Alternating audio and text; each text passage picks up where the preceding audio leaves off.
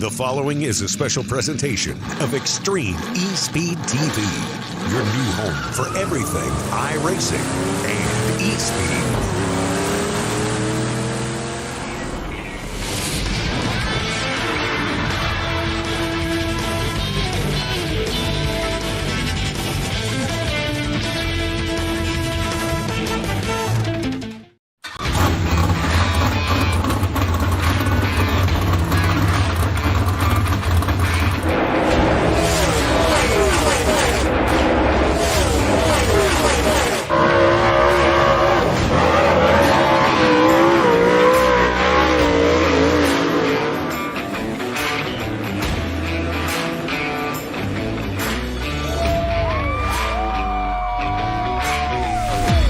Want to have a one-stop shop.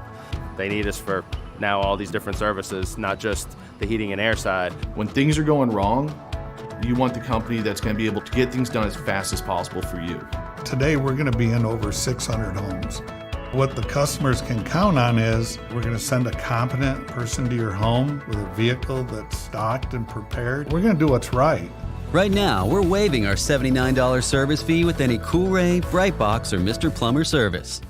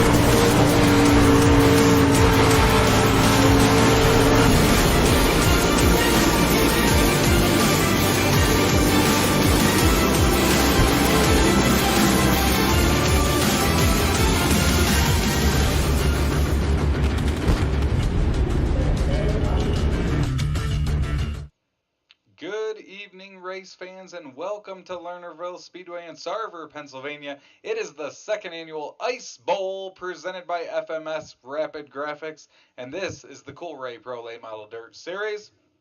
I am Travis Piercefield, joined as always with Adam Johnson here from Lernerville tonight. Adam, we had our Winter Nationals 3-night of racing last week in Florida.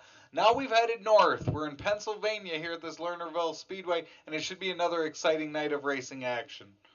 Yeah, coming off a week where you have 3 straight nights of racing, it kind of feels weird. It kind of feels like we got a little vacation, and it's only been really less than a week. But we are back to racing, and you're right. We are at Lernerville Speedway, and with a lot of the rookies performing so well, I think we're going to be learning a lot at Lernerville. If this, if you're new to the league or if you've been following for a while, you'll notice that this trip to Lernerville is replacing the one to Weedsport. But I think this was a decision that Cody really made that a lot of the drivers are really excited about. You're talking about learning about the competition. You got McGlone, Isidore, Bobby Rafferty, Caleb Ramsey, all in the top 10, all playing a big part, all looking for their first win, though. I will say all the veterans have the wins so far this season. So we're coming to the point now where it's about time for a rookie to enter the win column as you look at the P7 of Dylan Perry, our defending champion on your screen right now. He is going to be the guy with the target on his back all season long, but I think he doesn't mind that competition.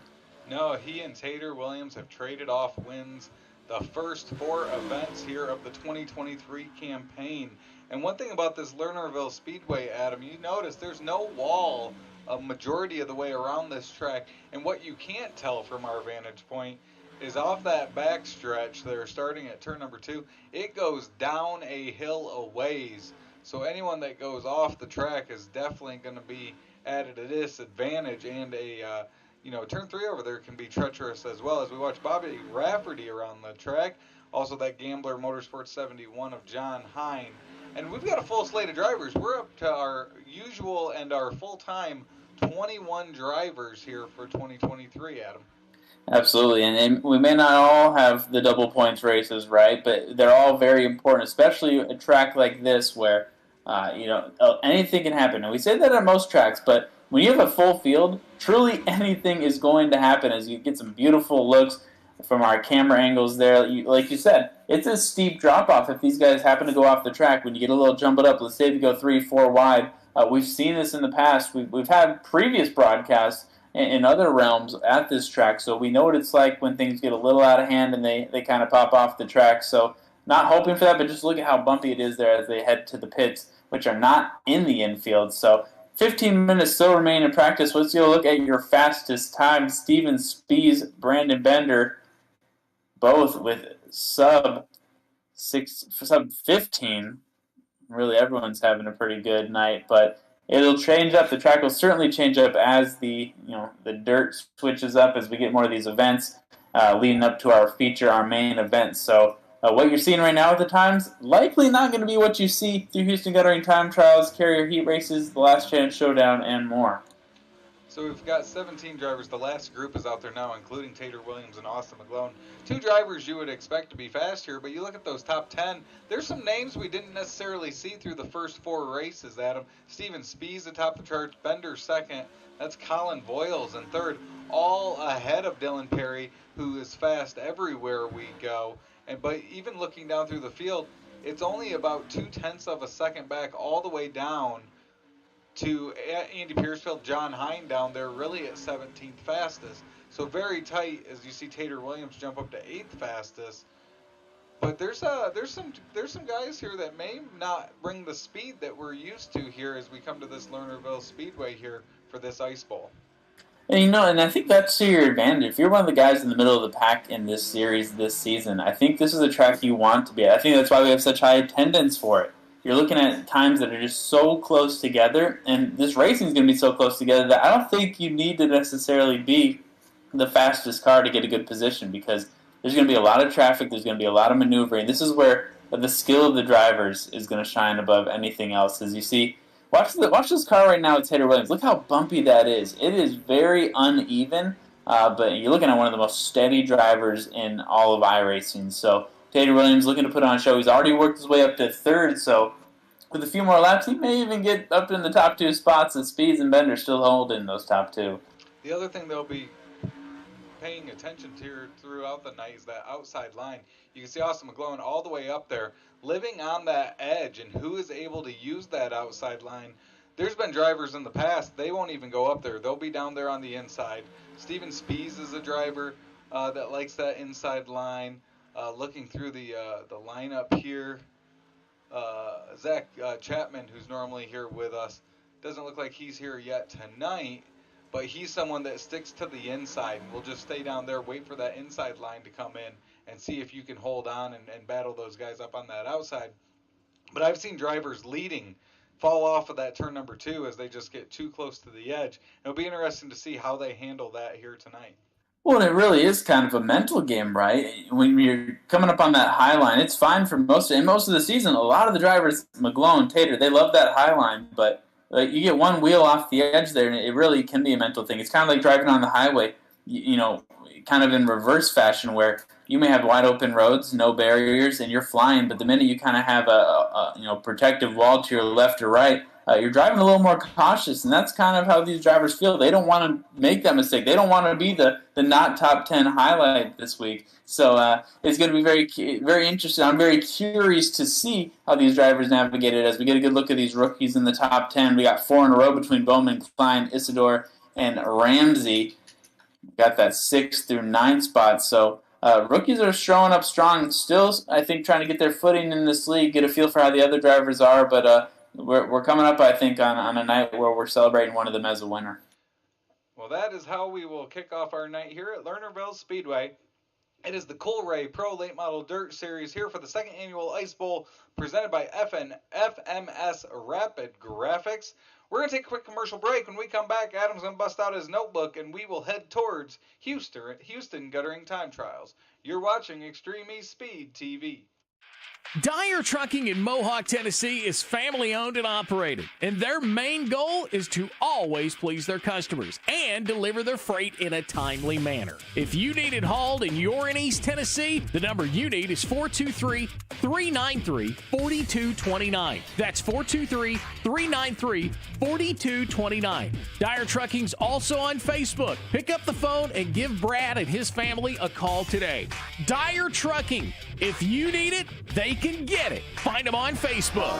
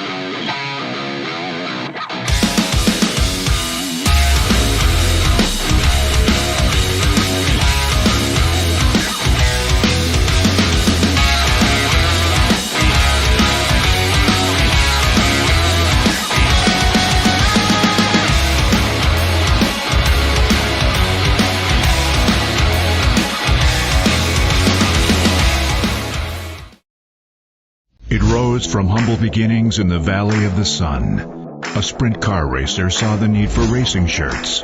And now, the vision of Carl Korbacher has resulted in Arizona Sport Shirts helping racers across America spread their message.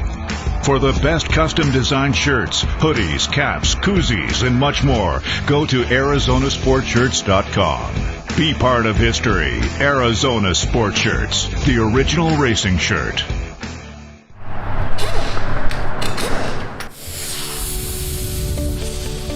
107 Tire and Service Center is your one-stop shop for all your car care needs, and they're now a Cooper Tire dealer. American tires for the American worker.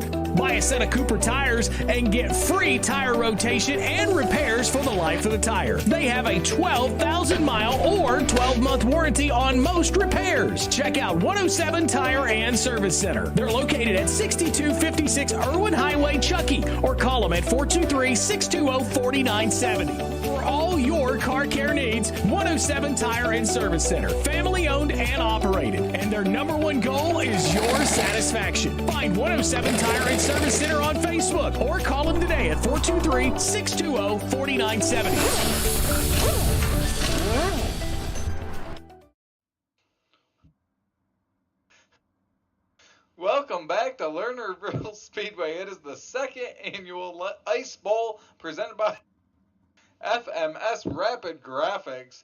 Adam, it's that time of our pre-race show. We're going to throw it over to you, and you can bust out that notebook. That's right. Thank you.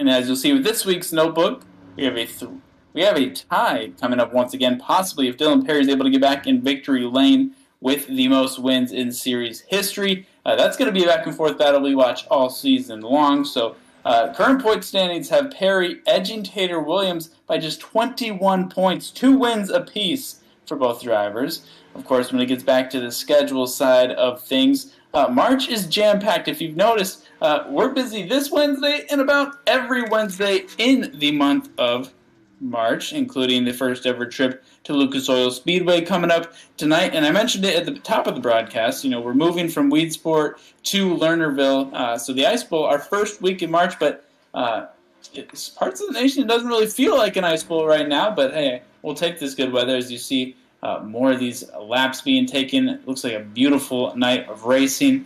Of course, also want to shout out the 107 Tire and Service Center Rookie of Rookies.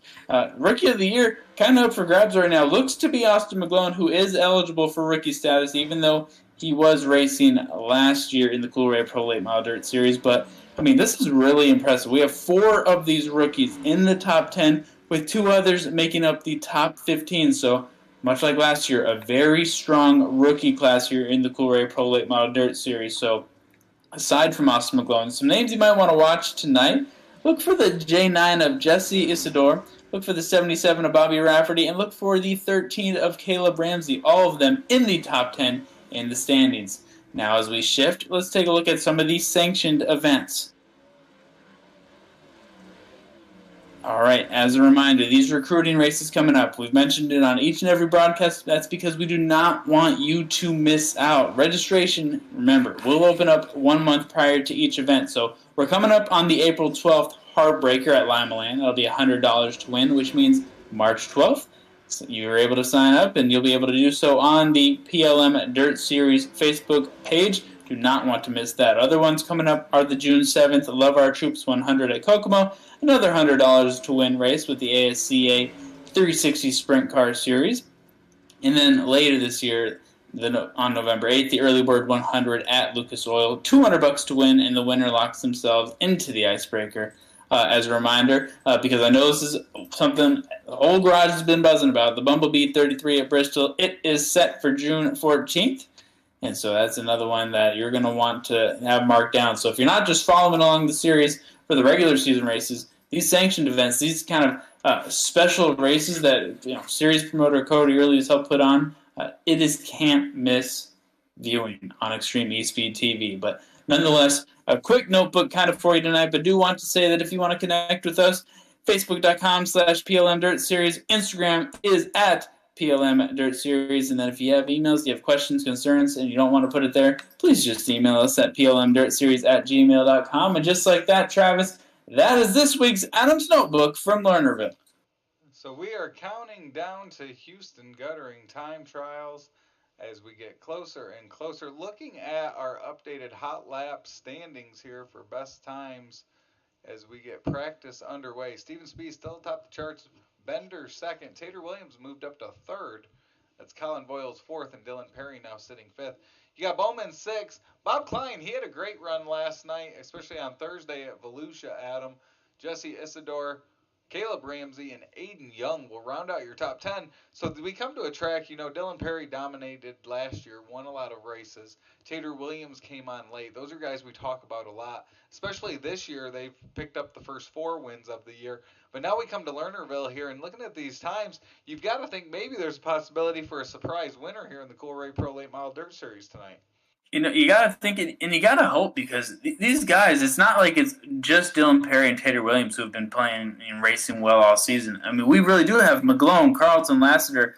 Between Carlton and Lassiter, these are names that we've talked about in passing a lot last year, but they've really turned it on to begin this year. And so I want to see if they can kind of continue that. And this is a night where I think if any of the guys not named Dylan Perry and Tater Williams, if they don't pick up a win tonight, it's going to be one where you're kind of kicking yourself, because I do think, and we talked about it at the beginning of the broadcast as well, I think those hot lap times are proving that this is going to be a racy track.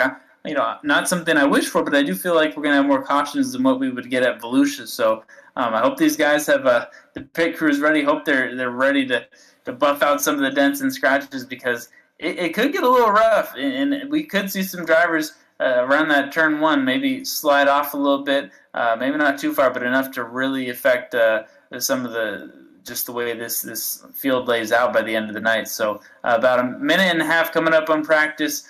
Really excited to honestly just get us to Houston Guttering Time Trials and put these beautiful cars on this beautiful looking track. So interesting too, Adam, here. We talked about that outside line and how treacherous it is up there on the edge. Cody Early just texted us up here in the booth. He's saying this track is slick tonight as well, which add that to the level of difficulty here. And it's showing here in hot laps who's able to get around, who's maybe struggling, and who this track plays into tonight. So it should be an exciting night of a lot of racing action all over the track. And we'll see who comes away with a Coolray Pro Late Model Series win tonight. But it's all going to kick off with our Houston Guttering Time Trials. We're about a minute away from that, Adam. We're going to take one more quick commercial break. When we come back, Houston Guttering Time Trials will kick off our night of racing action. You're watching Extreme eSpeed TV.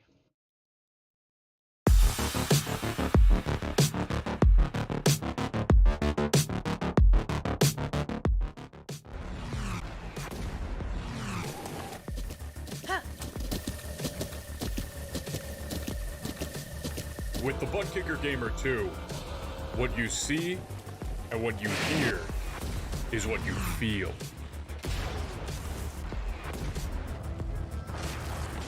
Butt Kicker. The future is feeling.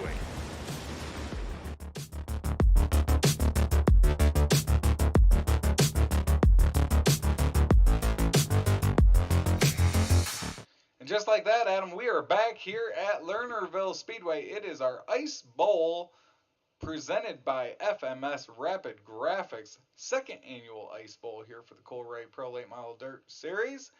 And we're about to move on to Houston Guttering Time Trials. Adam, how are you feeling here? You thinking some of these guys that had fast hot laps will translate into Houston Guttering Time Trials? Or how will those play out? I do think you're going to see from Taylor Williams. He was really making some good time there as he closed out the hot lap. So I would be shocked if Taylor Williams finishes up top, but I do think we're going to see some surprises tonight, and I'm hoping for it too, selfishly. So looks like we got some drivers headed and just about ready to take the first lap. So it looks like we've got 79 of Tyler Bowman out there.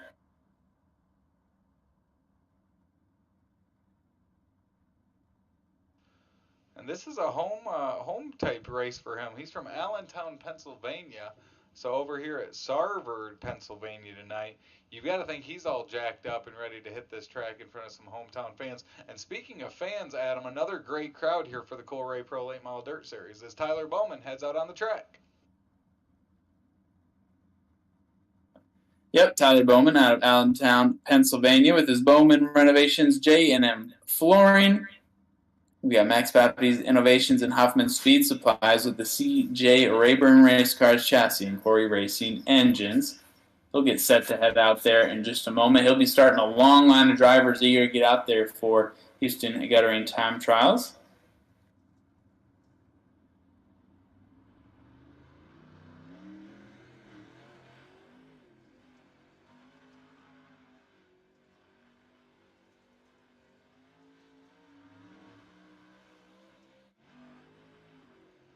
Also out on the track is that 13 machine, another rookie from Lafayette, Tennessee. It's Caleb Ramsey, his Mud Duck Racing, Speed Shop, Spartan Transportation, Sweet Victory Apparel, Say Hi Performance, Tech 3 Defense, the showroom at Westwood.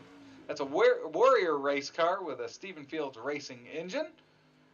His time is going to be put down, and it is going to be a 16.74. As Bowman's first time was 15.77. And Adam, you can tell these laps are significantly slower than hot laps. Yeah, it's a slick track, so it's hard to kind of just, pick up speed. I mean, look right there. I mean, he got a good little drift going on there. As you see, looks to be Bowman pulling off. Ramsey finishing up his run as well. And we'll see who's swinging up next. But both drivers able to improve a little bit after their first lap rounds. We see the ones see if Colin Boyle's coming out right now from Decatur, Illinois, with his Building Systems of Illinois, Logitech, Rich DPC, Trimby & Son, Concrete GT Omega Racing Simulators with that Kryptonite chassis and Mullins Racing engine in there. He's got 2 top 5s on the season. Coming up on 40 starts in the Coolray Pro Late Model Dirt Series. Also out on the track, that 117, that's Joshua Johnson from Waynesville, Georgia.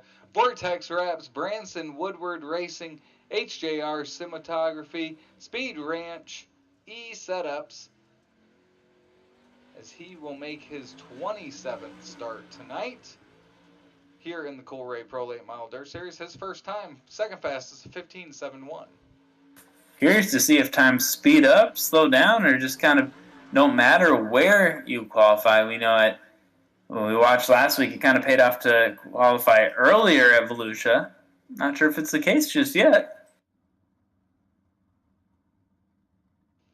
And Adam, looking over at turn 4, it looks like we're going to have our fastest car in hot laps coming up next. That's at 55 of Steven Spies.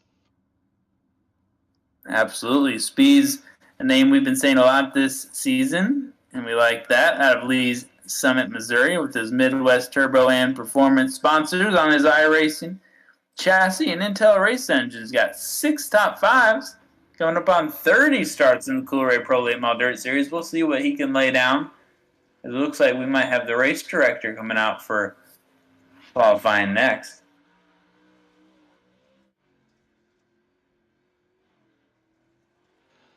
And that is the 3 of Cody Early from Greenville, Tennessee, Bass Pro Shops, Johnson City Toyota, Warrior Race Cars, Vortex Wraps on that car. He's also got ECR Race Engines. Coming up on 60 starts in his Coolray Pro Late Model Dirt Series career. His first lap's a 16.92. Steven Spies jumps to the top of the charts of 15.56. All right, good for Spies right there. And staying true to what he did in the hot laps. So you may just have a really fast car. And really, aside from speed, you need a car that can control. You need one that's stable. We'll see if Early can improve on his next lap round. He does, moves up to 16.27, not able to leapfrog Boyles, but nonetheless improving as he makes another lap around.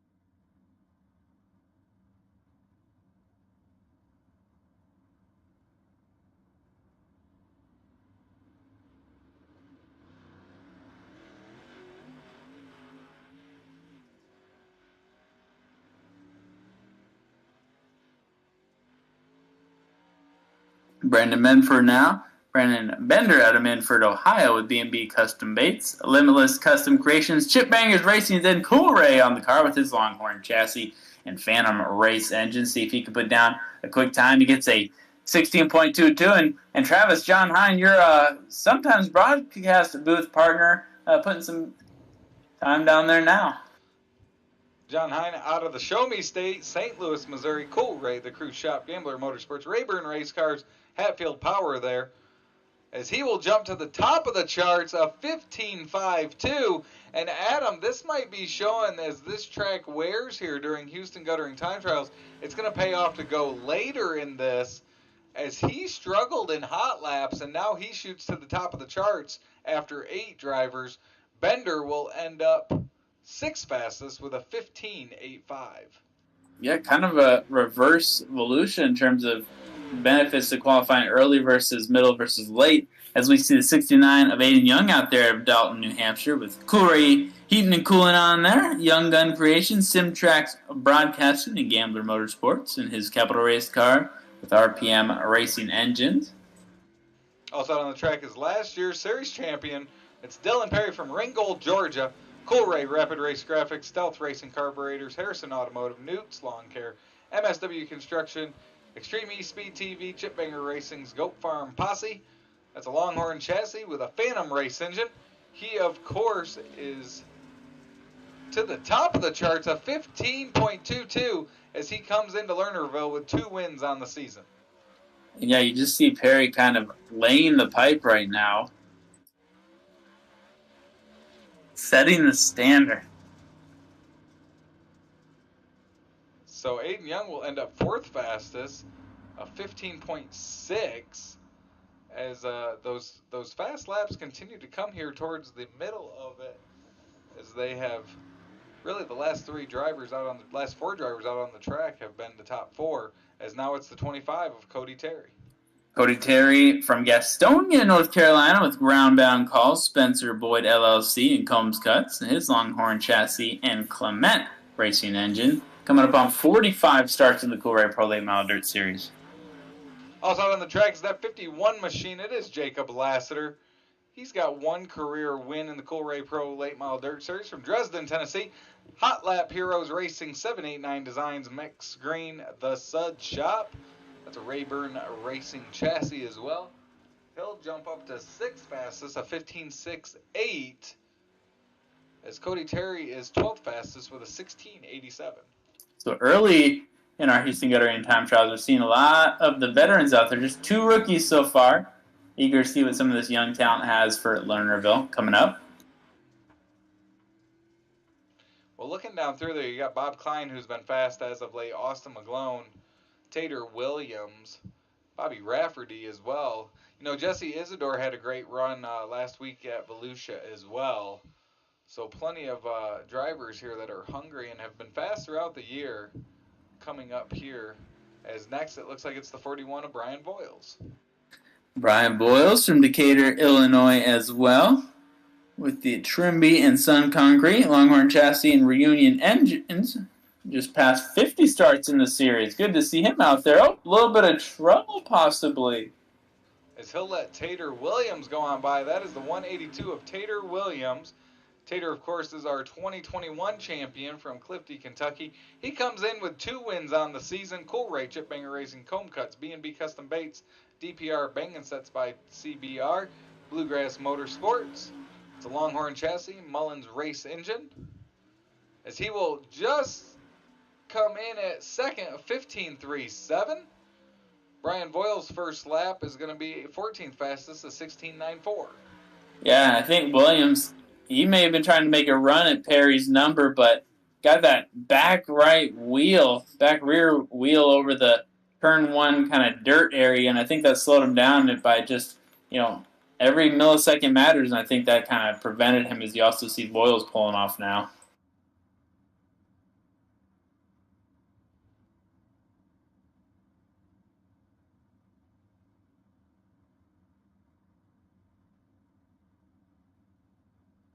As the next group of drivers prepare to enter the track over there off of turn number 4. As it looks like they'll switch it up. It's going to be Bobby Rafferty. He's going to be the first driver. He's a rookie, number 77 from Middletown, New York. Exiled Esports, Ancient World Gaming, Next Level Racing, Soar Dog, Premium Racing Setup, SimWrap Market, Design the Void, Bucked Up, that's a Bloomquist chassis, and a J. Dickens engine, as he is competing in his first year here at the Coolray Pro Late Model Dirt Series. A driver that is not new to the series is the 75 of Andy Piercefield out of Ball Ground, Georgia, with his Coolray and Extreme eSpeed TV sponsorship with Masterbuilt and Comet Engines, making his 45th start.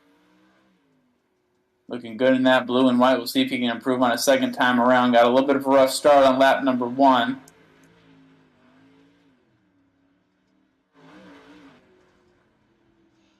As Rafferty will jump up to 3rd fastest, a 15.52. Andy Piercefield, 15th fastest, as of now, a 16.27.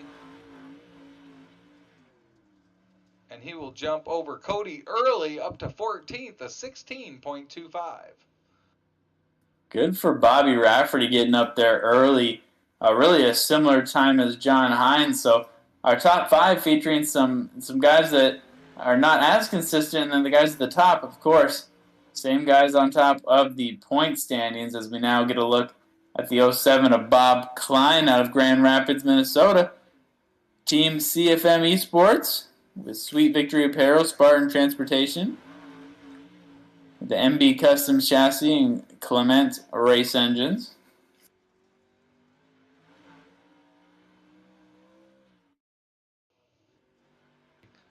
Also out on the track, the 9 of Jesse Isidore. He is another rookie here in the series this year, and also a home race for him as he's from Smithport, Pennsylvania. Ancient World Gaming, FGR-XL, Next Level Gaming, Bucked Up, Premium Race Setups, FGR-XL. He ran well last week at Volusia as his first lap, 13 fastest, a 16:03. Bob Klein up to 4th fastest, a 15.52 as he'll pull off the track.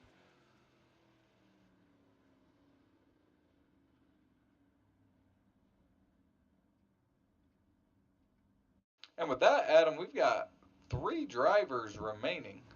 Yep, they're dwindling down right now with the number 12 of Jordan Van Westen out of Del Rapids, South Dakota. Pizza Ranch, Norby's Bar and Grill, TNC Self-Service, the MB Customs Chassis, and Spuds Race Engine.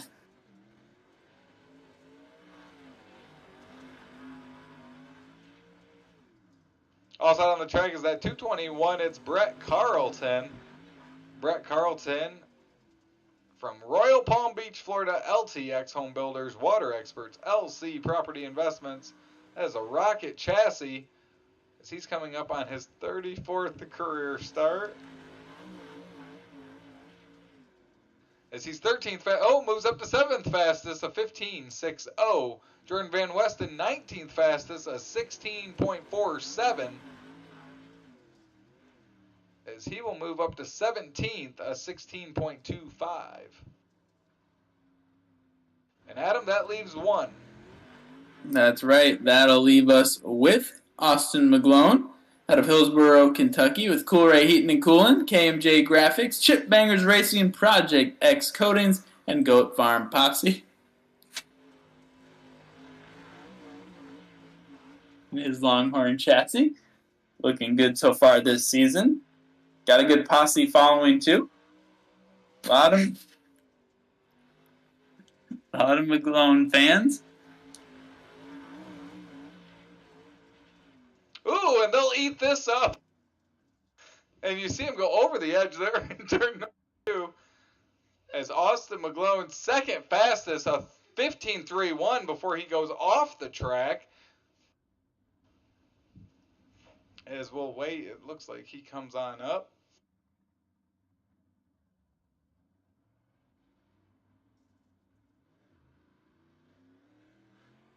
Let's see if he completes this. This will be his final lap, so he should end up 2nd fastest to his teammate there, Dylan Perry.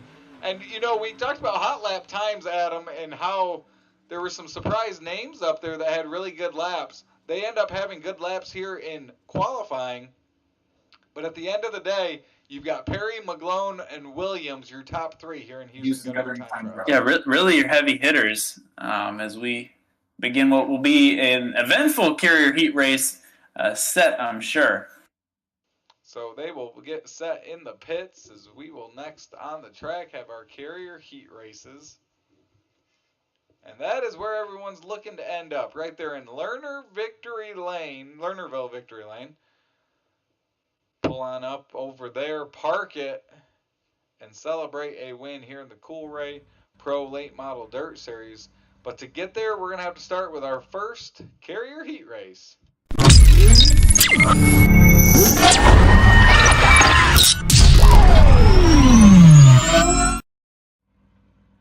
Beginning the night as the pace car gets set out there. Not a pace truck tonight, but a car. It'll be Dylan Perry, 7 next to the 07 of Bob Klein. Behind them, the 69 side by side with the 79 of Aiden Young and Tyler Bowman, with Brian Boyles and Cody Terry rounding out the 3rd row. So they will roll on out there. And this will kick off our racing action. You can see that track still slicked up from Houston Guttering time trials. So it'll be interesting to see how this plays out as they get out on the track for racing action for the first time tonight. Yeah, that track is slick, and it's only getting slicker, it sounds like. So These drivers, they're going to have to find a way to, I mean, you see them testing the tires right now. They're going to need, this will be good, I guess, a test to see how they can kind of perform next to each other. But, racing with 6 cars is a lot different than 20-plus cars. So it's going to be a challenge tonight. This is one of the more slick tracks we've seen early in this season. We understand it's relatively early season, of course, but I don't imagine we'll see many tracks with this much slickness. Could be a little bit of the weather, could be a little bit of just the way race control and operations set this one up. But nonetheless, the drivers are ready for it, and I think they're excited for a little bit of a challenge. Well, and it's going to be fun to see. We've got a few races up here in Pennsylvania this year. I think of Port Royal coming up, Williams Grove, plenty of racing action up here in the Keystone State. But we're going to get to racing action here with Carrier Heat Race number 1. 8 laps will kick off our racing action here tonight. Dylan Perry, Bob Klein get the green flag here at Lernerville. 7-on-7 action right now. Oh, a little bit of contact. It looks to be Klein a little bit back, much to the advantage of Aiden Young. Klein dropping 2 spots now. Bowman almost 3 wide there for a moment, but Dylan Perry with a commanding lead early. So he's taking that top line. Klein trying to make a little move on the bottom. Almost makes contact there. Definitely slows up Aiden Young's progress. And all that really did for Klein was benefit Dylan Perry. So Dylan Perry will jump out to the lead. Bob Klein now holds into that second position as he's got Aiden Young all over the back of him. To the inside, Tyler Bowman will take a peek to inside of that 69 machine. While they battle for second on back, Dylan Perry's pulled away to a 6/10 of a second lead with 5 laps to go. Oh, Aiden Young into that outside wall. Hard. He got into Bowman to his inside, but they'll keep going. Oh, man. Hate to see that for Aiden Young. He looked to be pretty steady, and Klein kind of benefited from that, and Bowman even takes a spot up, so not the best start right there, but Dylan Perry commanding lead. Bob Klein really testing all sides of the track. Perry just looks like he's got a very good grip, quite literally, on this track right now. 3 laps to go for Dylan Perry out front. This would start and give him the pole for our feature event tonight. Bob Klein running second. He's now on his second week of good runs here, at least to start. He came in midway through the week last week at Volusia and really ended on a high note before heading north.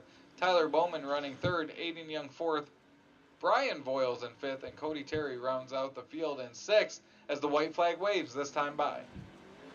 It should be Dylan Perry taking it, and Bob Klein, Tyler Bowman putting on right now for the rookie class. 107 Tire and Service. Got to be proud of these guys, as it is Dylan Perry taking Carrier Heat Race number 1.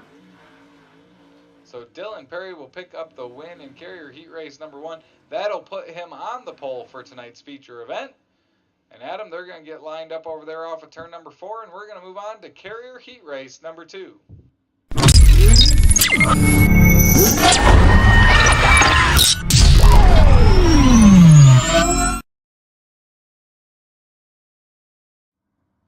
As we're back at Lernerville here, they're lining up over off of turn number 4. And Adam, you've got our starting lineup for Heat Race number 2. That's right. Austin McGlone side by side with John Hine. Behind them, Caleb Ramsey and Brandon Bender with Jordan Van Westen rounding out the rear. And one of the smaller Carrier Heat races, just 5 drivers in this one as opposed to the 6 we saw in Carrier Heat Race number 1.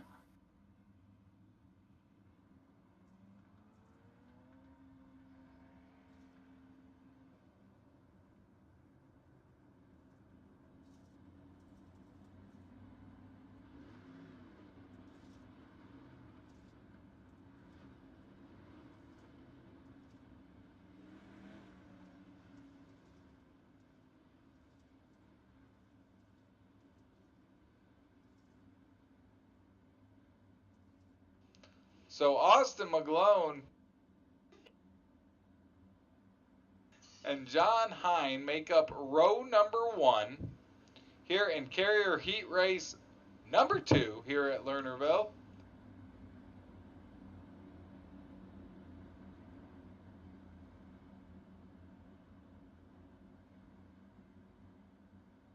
And Adam, You haven't been able to wipe that smirk off your face since we've got here. What's got you so excited about the racing here at Lernerville tonight?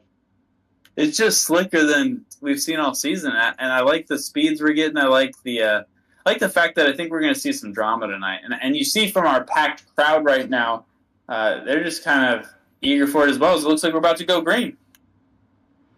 Green flag waves. Austin McGlone leads us to green. John Hine on his outside as we go off into turn number 1. Austin McGlone's quick to jump up there to the outside. You can see how slick that track is.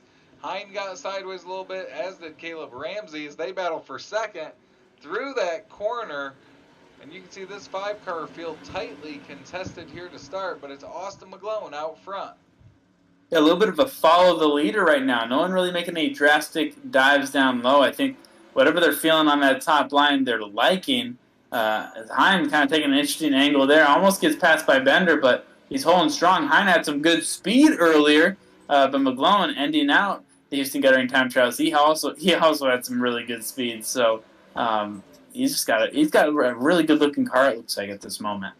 So John Hine holds on to that second position. He's got Caleb Ramsey behind him in third. Bender's trying to catch up to Ramsey there to battle for that third position. But out front, it is Austin McGlone. He leads by almost a second now, as he is looking very strong. A win here in Carrier Heat Race number 2 would put him outside row number 1 alongside his teammate Dylan Perry. Well, and this Carrier Heat Race is looking a lot like what Dylan Perry had done, where he just got an early lead, and really there was no doubt from the get-go. So he's just got to hit his marks, and like you said, he'll be side by side with his buddy, and we'll be in for another night of what's sure to be dramatic racing between those two. They always put on a good show, and what I really am impressed by is they always put on a really clean show. So it's I think we can hope for that, and it'll probably come to fruition tonight. So 2 laps to go for Austin McGlone out front. John Hine still holding down that second position, as he's got about 2 seconds of a gap in front of Brandon Bender, who's moved up into third in front of Caleb Ramsey. Really stretched out here in this Carrier Heat Race, as it's Austin McGlone by 2 seconds out front through 3 and 4 for the final time. And Carrier Heat Race number 2 goes to the 41. That's Austin McGlone. John Hine second, Brandon Bender third, Caleb Ramsey fourth, and Jordan Van Westen in fifth. So as they pull off the track, the next heat lines up, and that's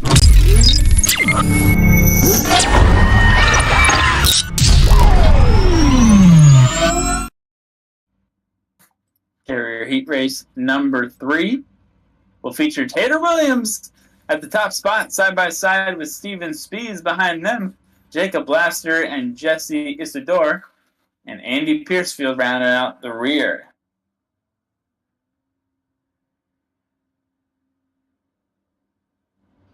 So they will move out on the track.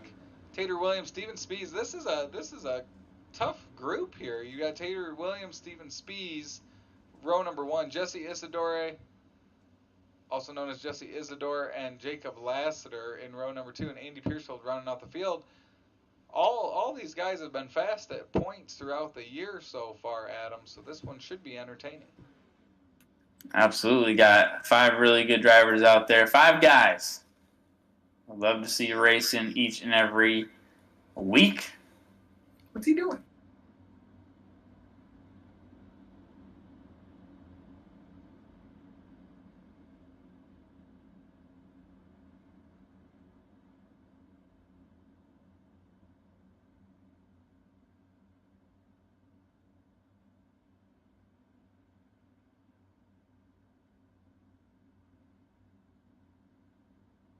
So Tater Williams, our 2021 champion, will lead us to green here in Carrier Heat Race number 3. We'll have one more following this one. 8 laps, green here at Lernerville. Steven Spees tough on that outside. Lassiter looks to the inside. He's right behind Tater Williams as he'll move that into the second spot and up in front of Spees down the backstretch. Good move by Lassiter as he's up to the second spot, now working on Tater Williams for the lead. By far, look at that speed right there by Spees. Makes some contact, still maintains his car, loses a couple of spots though, but you can see right there Spees has a fast car, you don't want to get it too damaged before you get to the main event. So I'd advise him, kind of be careful right now. Clearly, I mean, look at the speed he's got right there. He has one of the fastest cars we've seen at this track. So he uses that outside line. He does have damage to his right side there. As he used that momentum through 3 and 4, you can really see the difference in speed he has to maybe Jesse Isidore there. As there it is as he pulls up alongside him. But as we get through here, we've got another one where it's a 2.5 lead for Tater Williams out front. Lassiter second, Isidore third, Spees fourth, Piercefield in fifth. And look at Tater Williams. He's just riding that outside line all the way around. That just really is his comfort zone, no matter what track we're at. And yeah, and you brought up Piercefield there at the back. He kind of got checked up by Isidore and Spees battling it out, and so that kind of forced him to fall back a little bit more than I think he was. I mean, he for a moment was leading Spees even. So hopefully, with a few laps to go in, he can pick up some ground right now as Isidore and Spees just continue to jostle between their positions. And another one where it's pretty stretched out. You have Isidore looking to the inside of Steven Spees. They are battling for that third spot. But Tater Williams is coming out of 4, and it is the white flag lap here in Carrier Heat Race number 3. Assuming he hits his marks, it'll be another dominant 1, 2, 3 for the heavy hitters in these Carrier Heat Races. Out of turn number 4, Carrier Heat Race number 3 goes to the 182 of Tater Williams. Lassiter second, Isidore third, Spees fourth, Piercefield in fifth. And with that, Adam, we will move on to Carrier Heat Race number 4.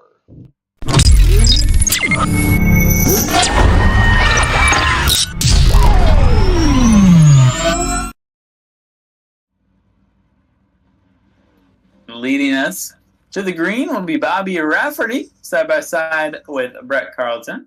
Joshua Johnson and Colin Boyles behind them, with Cody Early rounding out the rear.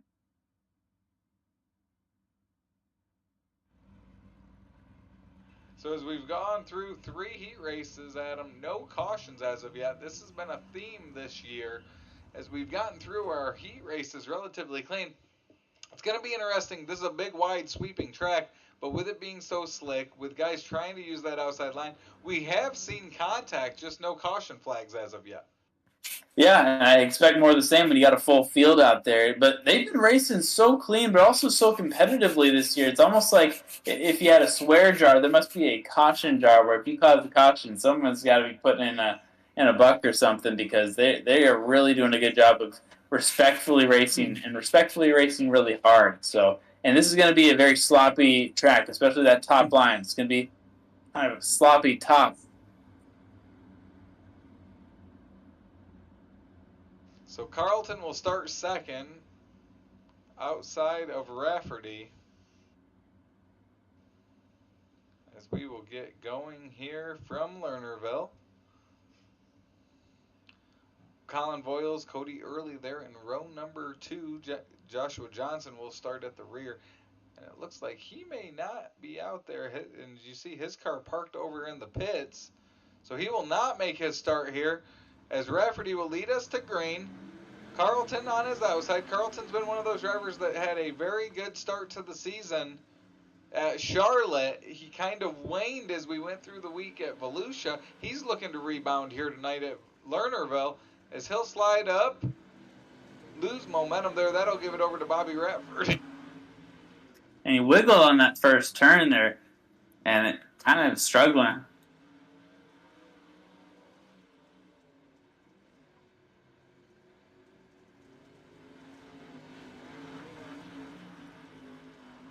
So Rafferty leads. He's one of these rookies. He and Bob Klein have really shot to the top of those rookie performances here early, but Carlton's not giving it to him easily, as he'll look to make a move. He'll have to keep it off that 77 coming out of the corner, and that will give it back to Rafferty, but they're not done up front. Yeah, Carlton's moves are quite entertaining, but he has yet to kind of get the grip. You'll see him make it good down low here, but you just see Rafferty so much more traction. Ooh, not good for Carlton. I think he's a little frustrated there, and that could all but give it to Rafferty, as Now it becomes more of a Boyles catching up to Carlton race. So Bobby Rafferty leads, Brett Carlton, Colin Voiles, they are running second and third, and then you have Cody Early back in fourth, rounding out the field. As we've got 3 laps to go, it's Bobby Rafferty out front here at Lernerville. This is going to give the winner a starting spot outside of row number 2 in our feature event. 2 laps to go. You can see Bobby's used a different line here. He's down all the way on the inside of turns 1 and 2. Yeah, when you have that kind of a lead, it's not drastically slick where you can't try new things. So I think he is trying these things with 1 lap to go in our final carrier heat race. He's taking that low line. He's seeing what this might entail for the main event. Well, we've seen it all night. Coming through 3 and 4, if you do get out of shape coming out of the corner, as Bobby Rafferty will win heat race number 4. That wall's there to forgive you. Coming out of turn number 2, that wall's not there, so very unforgiving for those drivers that try to use that outside line. And with that, Adam, we will move on to our last chance showdown.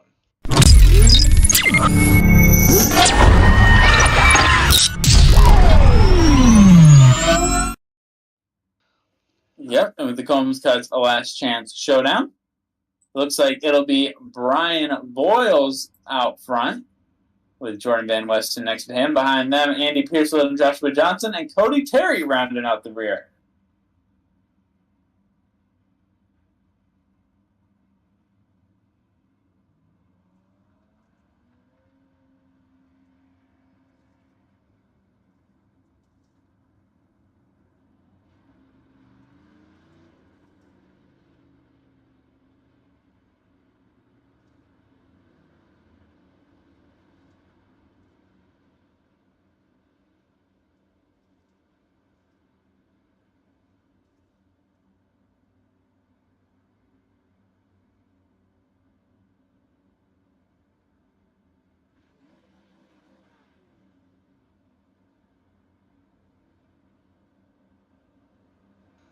So they will make their way around Lernerville Speedway before getting our Combs Cuts last chance showdown under. Van Westen and Brian Voiles will lead us to green.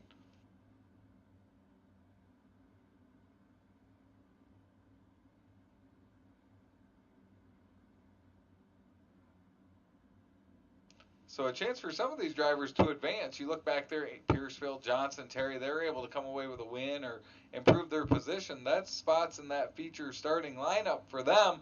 As the green flag waves, Brian Voiles and Jordan Van Westen lead us to green into turn number 1. You see the Joshua Johnson machine still having some issues out there. Oh, Van Westen will go around. Dodges it, though, thank goodness. Caution flag will wave. It will be for Jordan Van Westen. Narrowly missing the guys behind him. That could have been dangerous. Watch this. It's clipped by Voiles. Right up in front of Cody Terry and Andy Piercefield. And that is our first caution of the night here in our Combs Cuts last chance showdown, and we'll rack them back up.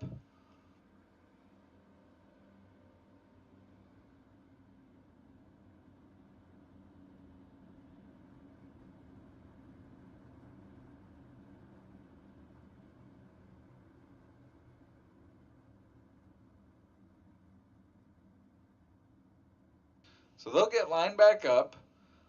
I'll give, looks like Van Westen his spot back.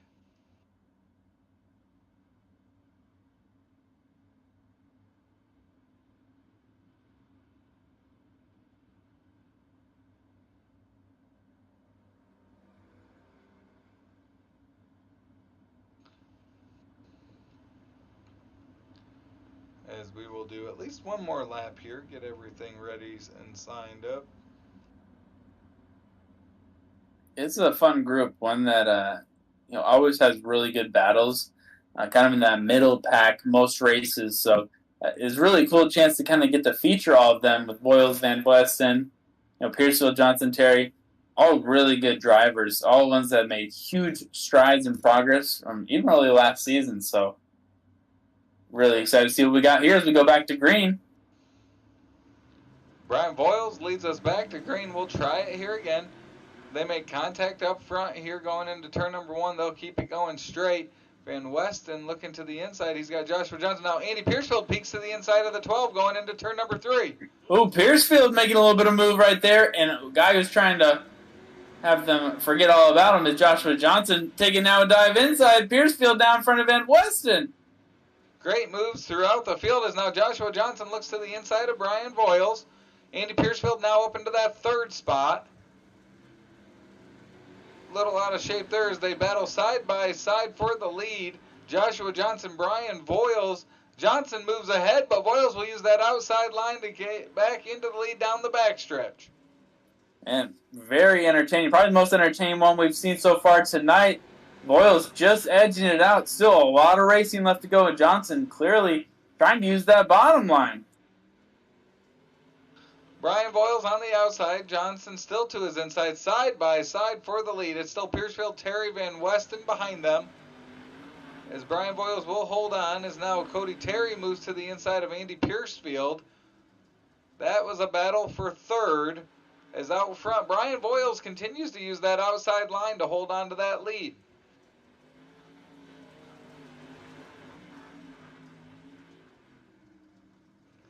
Johnson continues to look to the inside, looking for an opportunity. He'll pull up alongside him.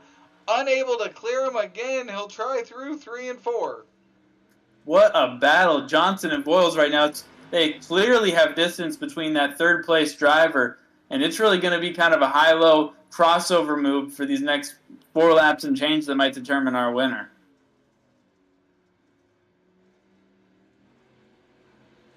Johnson able to pull ahead as he's now got the lead. He continues to use that inside line as Brian Voiles continues to use that upper outside line there as they continue to battle. Terry still in 3rd, Piercefield 4th. Jordan Van Westen has left the track after 4 laps. And Johnson continues to hold on to this lead, Adam. Johnson's doing a great job coming to the flag each time. He's got the faster car, it looks like, but Voiles, he's still kind of hanging there in the weeds. He's not giving him much space, but Johnson right there seems to have the quicker speed around. And Voiles is going to do everything he can, though. So 2 laps to go, 1.5 laps to go exactly, as Johnson will continue to lead. Voiles continues to look to his outside. White flag will wave as this battle is about 5 seconds ahead of Andy Piercefield, who's moved past Cody Terry into 3rd.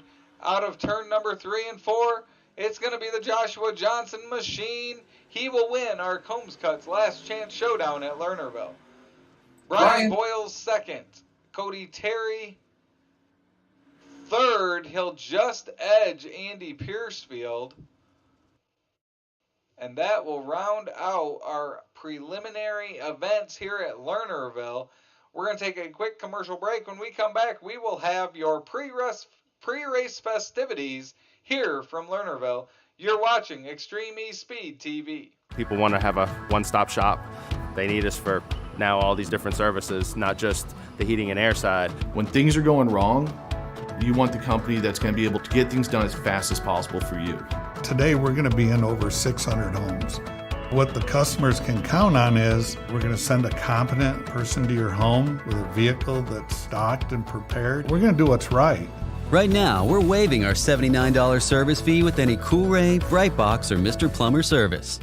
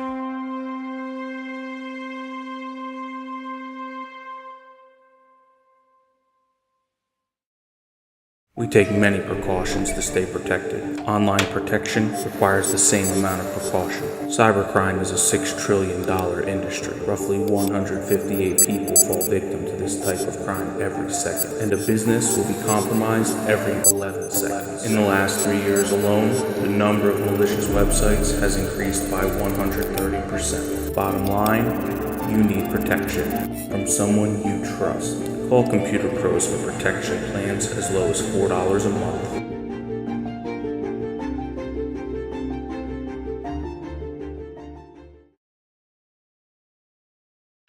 Dyer Trucking in Mohawk, Tennessee is family owned and operated, and their main goal is to always please their customers and deliver their freight in a timely manner. If you need it hauled and you're in East Tennessee, the number you need is 423-393-4229. That's 423-393-4229. Dyer Trucking's also on Facebook. Pick up the phone and give Brad and his family a call today. Dyer Trucking. If you need it, they can get it. Find them on Facebook.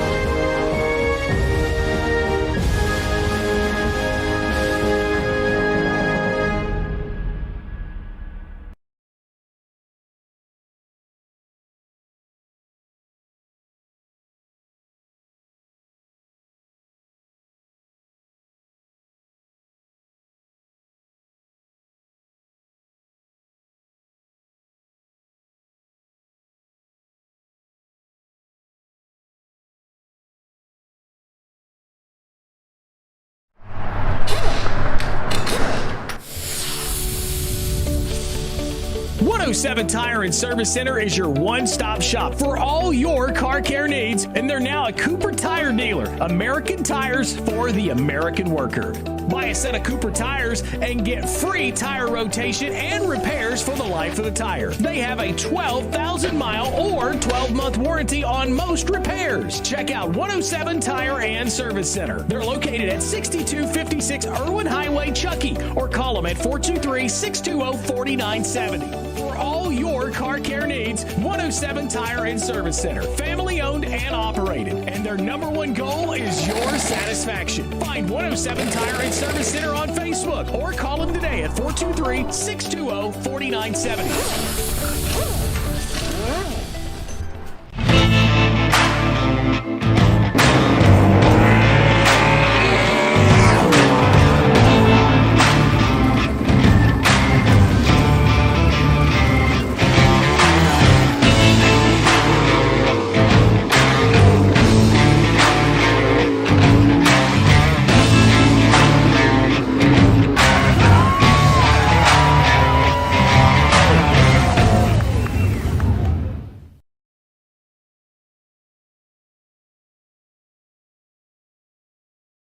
Welcome back to Lernerville Speedway, as it is the Ice Bowl presented by FMS Rapid Graphics.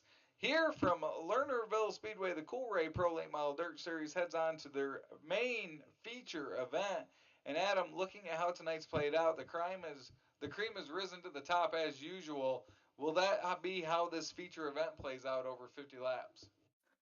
Well, you know, early we opened the broadcast talking about the hot laps and that kind of some unfamiliar faces were at the top of the charts. But really what we saw play out, but not only Houston Guttering time trials, but the carrier heat races, the big dogs came to play. And so I think when it comes to the best of the best in the league this season, I think the cream is rising to the top just with this race night. So I'm looking to see if we can get one of those rookies in there. I'm looking to see if we can get a new winner this season, which wouldn't be crazy. I mean, if you're in Vegas right now, the bet would basically be, okay, is your winner going to be one of the top two dogs, or is it going to be, the field? And I think this is a track where you can confidently take the field. It's going to take some cautions to maybe restack the deck and get some dramatic passes done, but it's not out of the question. If you're watching on Extreme eSpeed TV YouTube, make sure you jump in that chat. Tell us who you think's going to win tonight. Caleb Ramsey's in there. He's ready to go as he will get lined up here for this feature event here shortly. As coming up next, we have your starting lineup. Dylan Perry, last year's champion, will start on the pole. We do know that much after his heat victory and also his fastest time in Houston Guttering time trials. And Adam, just like that, the starting lineup has dropped on in. And you've got how they're going to line up. That's right. It'll be the best buds, but great competitors. Dylan Perry side by side with Austin McGlone. Behind them, Tater Williams and the rookie Bobby Rafferty. Third row with the rookie Bob Klein and John Hine. Jacob Laster and Brett Carlton in row 4. Row 5 features Tyler Bowman and Brandon Bender. Row 6, Jesse Isidore and Colin Voiles. With Aiden Young and Caleb Ramsey behind them, Steven Spees and Cody Early making up row 8. Row 9, Joshua Johnson and Brian Voiles. Row 10, Andy Pearsfield and Cody Terry, and Jordan Van Westen rounding out the rear. So Dylan Perry has 2 wins on the year. Starting behind him on the inside of row number 2 is going to be Tater Williams. He's got the other 2 wins. We'll see if it's one of those 2 or if we get a new winner here in 2023. See how slicked over that track is. And when we get green flag runs, I mean, this track is just going to become so treacherous, I think, and it's so slick.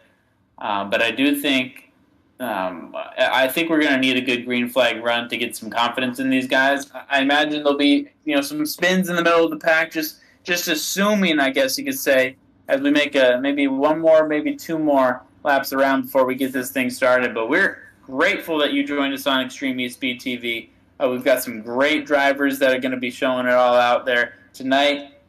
The Ice Bowl is going to see some hot talent as we just about prepare to go Green.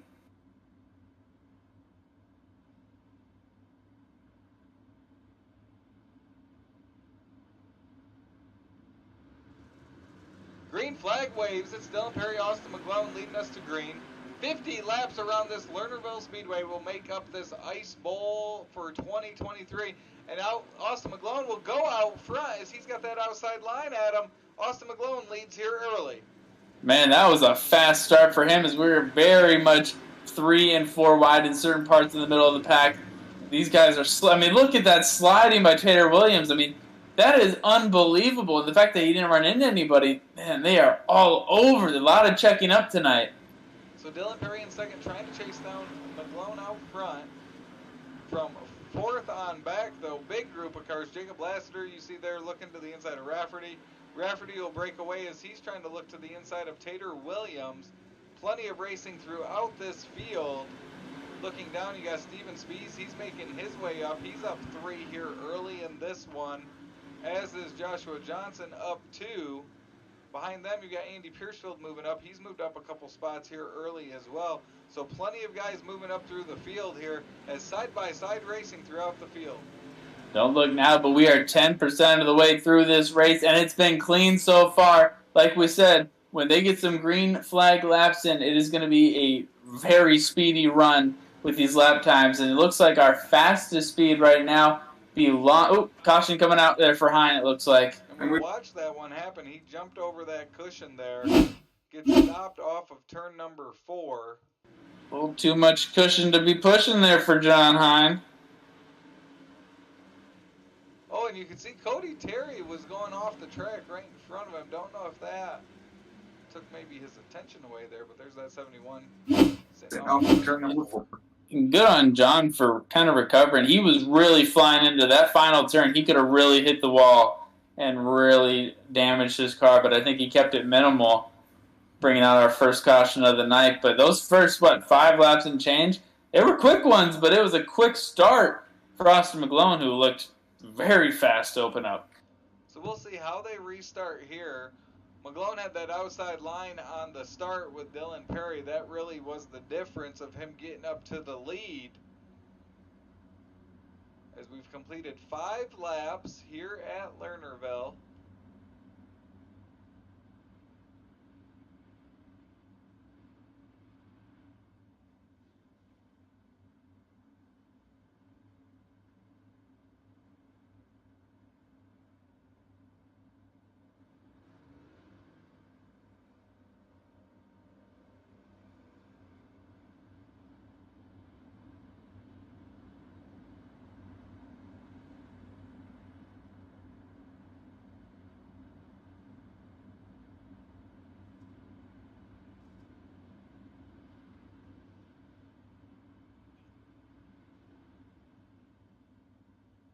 Austin McGlone will lead us back to green. And here, now they'll flip them. So you've got Dylan Perry starting on the outside, Adam. McGlone will have that inside line. See if Dylan Perry's able to use that to his advantage. Yeah, the way that Austin McGlone started that last one, I don't know if it's really going to matter. It looks like they're still getting kind of shuffled around by race control. But, man, Austin McGlone, if he can stay damage-free or just minimal at the most, my goodness, his car looks good. And he's still looking for his first win of the season. Speaking of race control tonight, Clinton and Melvin handling those duties. Of course, camera work by little brother Andy. I got a good story of little brother Andy falling off that turn we see right there. Steep drop-off. Never been the same since. Austin McGlone leads us back to green. He's quick to jump up in front of Dylan Perry. Dylan Perry looks to the inside. Oh, Bob Klein joins the picture as well as he moves up from 4th all the way up, and he'll fall back in line as Austin McGlone uses that outside line to his advantage again. As he'll hold on to that lead, as now it's Tater Williams looking to the inside of Dylan Perry. It's really that outside line is how you're going to be able to move around some cars there, Adam. It's unreal the speed that he got there. Oh, caution. This looks like Colin Boyles was involved. See that 1C machine? See what exactly happened here. Up into that Josh Johnson machine. Oh, nice move by Brian Boyles. makes a heck of a move to miss hitting his son.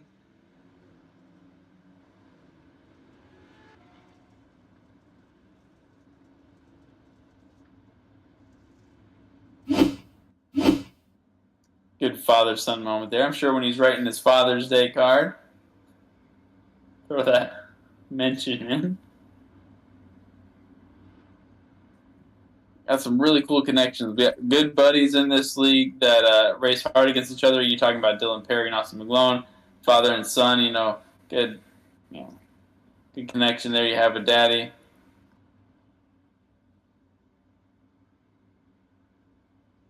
So we've got 7 laps complete of 50.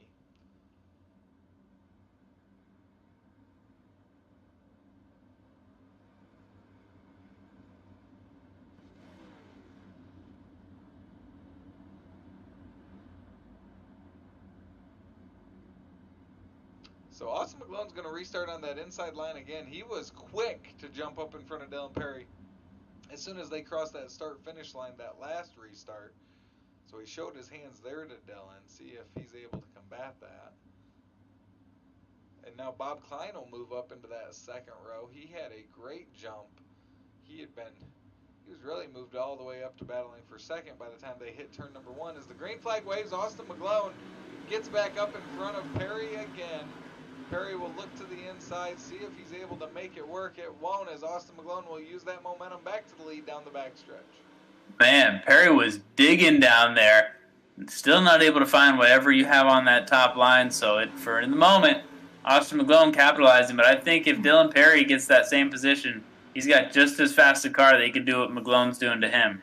You can see Dylan Perry through 1 and 2 really trying to use that inside line. Too much speed is scrubbed off by the time he gets to the exit corner that Austin McGlone's able to pull back ahead. You see Dylan Perry, that left wheel in the air over that green grass of that infield.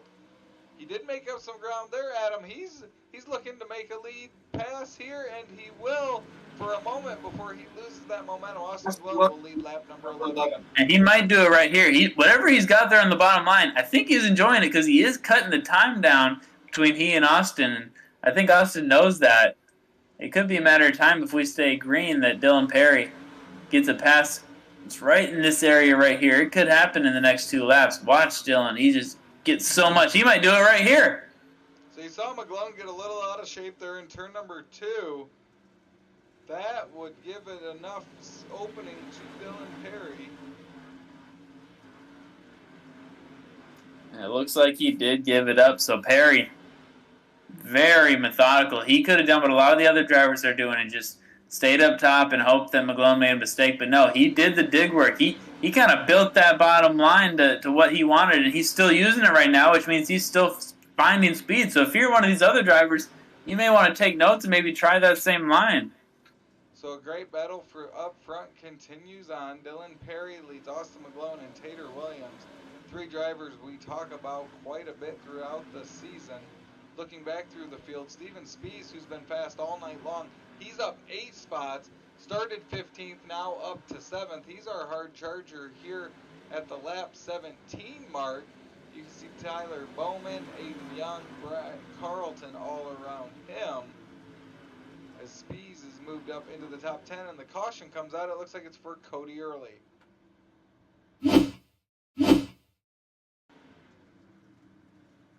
Watching him go through 1 and 2. Ooh, up and over he goes around and down that hill into the shrubbery. And that's our latest caution. We got to make sure someone can go check on Cody. That is a steep fall right there. Hope everything's all right. More than just his car for Cody himself. We need him in this series. It's hard.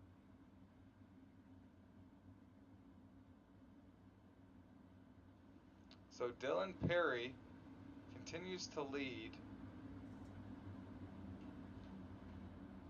Is able to get in front of Austin McGlone there. A little slip up by Austin coming out of turn number 2. Didn't necessarily get over that edge, but just got a little out of shape. And that was all that Dylan Perry needed. And Adam, that we've seen that so many times. Dylan running down somebody really puts the pressure on him. And whether it's intentional or whether it has to do with Dylan or not, one little mistake is just enough to give him that lead. Yeah, you mentioned being out of shape. I can relate to being passed in many opportunities in life by being out of shape, and on the track it can still be just as damaging. So Austin McGlone, we'll see if he can get a good restart. I think initially that top line is faster, but what we saw from Dylan Perry is that turn right there when he dug down low. He found enough to get by McGlone, so I think we're going to see, if I had to guess, I think we see McGlone take the lead, and then Perry kind of dig his way back into it if we stay green. Well, we will see as we've got 16 laps complete. About to go back to green here at Lernerville. Green flag waves. Dylan Perry unable to clear McGlone. That'll give McGlone the edge going into 1 and 2. He'll get out of shape again, lose momentum. That will give Perry the lead and the hold there. As now Tater, Williams, McGlone, and Bob Klein Bob Klein up and over that corner in turn number 4. Oh, and hard into the wall. Oh, John and Bob. Brutal hit. So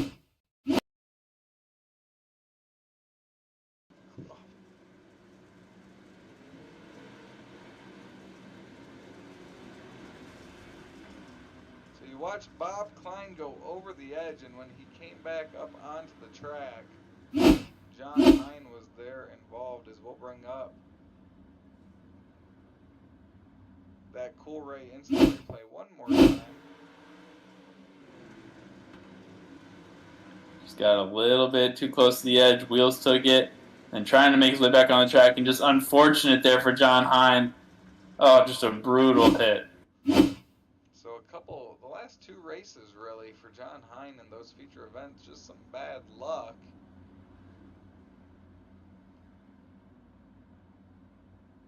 As we'll get them lined back up, 18 laps complete now. So about what we expected, averaging a caution essentially every 6 laps. So it's a tricky track. It's a wide enough track for everybody, but the slickness just makes it really hard to kind of control when you might need to control in the pinch. And even like we saw there with Bob Klein, you get just one wheel over that hump of dirt and you'll get into the wall or out of play. So we get lined back up. Dylan Perry on the inside, Austin McGlone to the outside. And it's interesting, Adam. Perry's been able to move up into the lead using that inside line. Austin McGlone's been up there on that outside line, and really some missteps up there, which it is a hard line to run, has really been the difference here. It looks like we could be lining up single file this restart. Yeah, and I think that benefits Dylan Perry. And it's interesting, you're right, Dylan used that bottom line a lot to make the pass, but even after he got it, he kind of shifted back up and took what was safe, which is the top line. I do believe that top line is the safe route, but it wasn't. It's kind of the desperation if you want to go low. So once Dylan Perry made the pass, he didn't really need the desperation anymore, and he may not the rest of the night if he stays out front. So they are still working on getting everyone lined up correctly.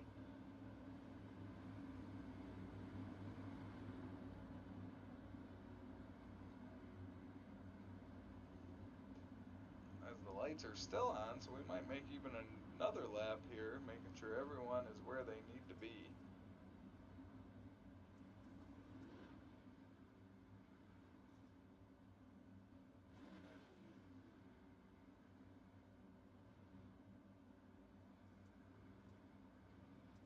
So it looks like they're getting closer here.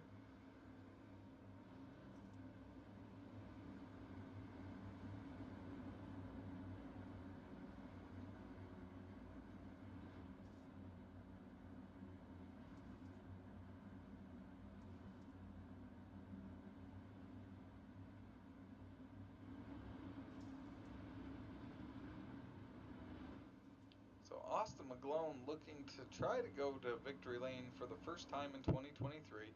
He's sandwiched by the 4 wins this year, 2 apiece to Dylan Perry and Tater Williams. Green flag waves. Dylan Perry leads us back to green. Bobby Rafferty's up into 4th now. As Dylan Perry leads Rafferty to the inside behind him, you've got Austin McGlone and Tater Williams using that outside line. Yeah, Tater. He's the guy we haven't talked much about tonight, but he's laying in the weeds. I think he'd like to keep it that way. A little bit of an underdog, a little bit of the not talked about guy. Kind of plays into that role that he loves so much. Plenty of racing action throughout the field. That's Aiden Young looking to the outside of Jesse Isdor. Steven Spee's up ahead. Steven Spee's still up 8 spots, running in that 7th spot.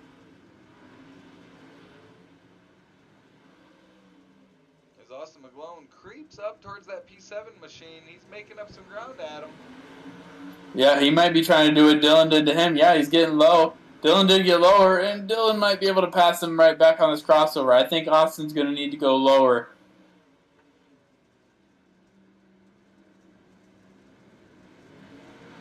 Great 3-car battle. Oh, and Perry gets into that wall at the front stretch.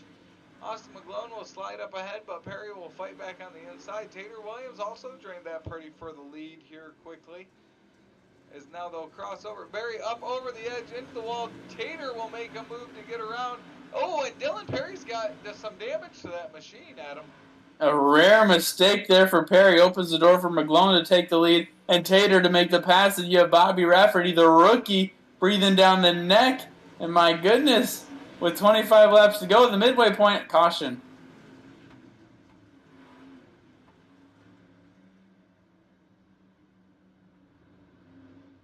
Oh, and it looks like that one's going to be for Steven Spees. He was having a great run tonight, Adam. He was, but much like what we saw with Bob Klein, he may have just gotten over, yep, too far. Into that outside wall there at the exit of turn number 4. So he's moving up and had moved up to the 7th spot. He will now drop to the rear of the field.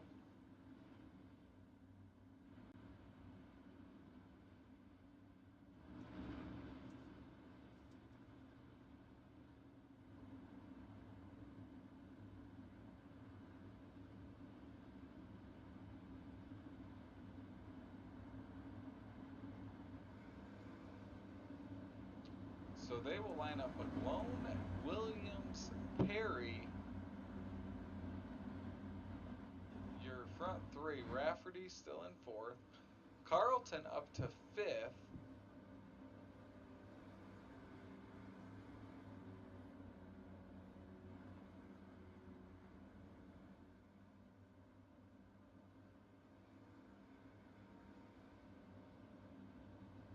So they will get lined back up again here. Lights are off the iRacing pace car. So Dylan Perry will restart 3rd.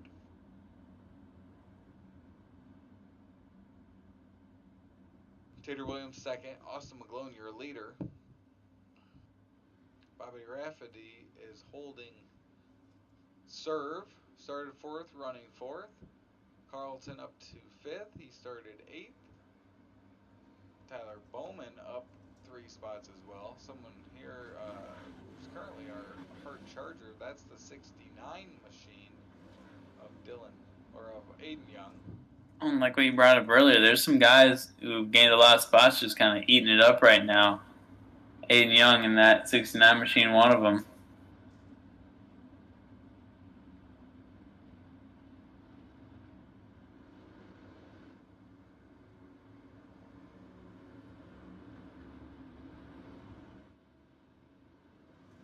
Green flag waves. It's Austin McGlone out front. He's got Tater Williams behind him. Dylan Perry in 3rd. 24 laps to go, so we have crossed the halfway mark as we've got 26 laps down, now 27 laps down, and it's Austin McGlone leading Tater Williams and Dylan Perry here at Lernerville. Yeah, your storyline could basically be, will Dylan Perry be able to not only take back his 2nd place spot, but can he get back to the top spot? And he's going to have to now go through Tater Williams, who's been so consistent. Tater, most of the night's been playing in the weeds, just waiting for mistakes to happen. It happened with Dylan Perry, and what did he do? He capitalized. Look at this gaggle of cars from 6th on back. I don't know if Aiden Young is going to try to take the inside of Bowman. 3 to the outside, 2 to the inside as this battle for 6 rages on.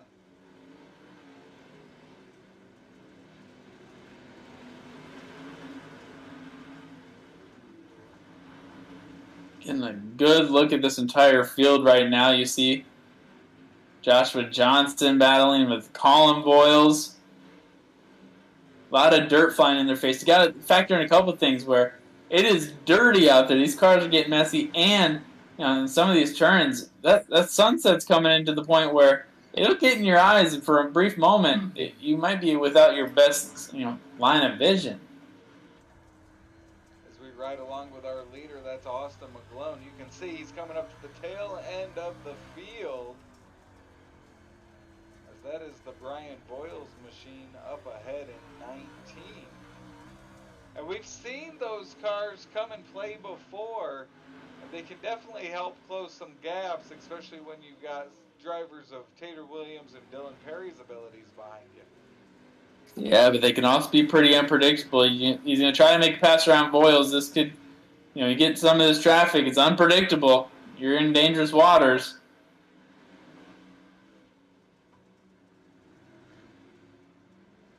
So McGlone will go around the 41 machine. Brian Boyles. Next up on that list is that 75. That's Andy Piercefield. As we've got 15 laps to go here at Lernerville in this year's second annual Ice Bowl presented by FMS Rapid Graphics. Not sure who we just lost off the track, but one of them kind of did what Cody Early did earlier.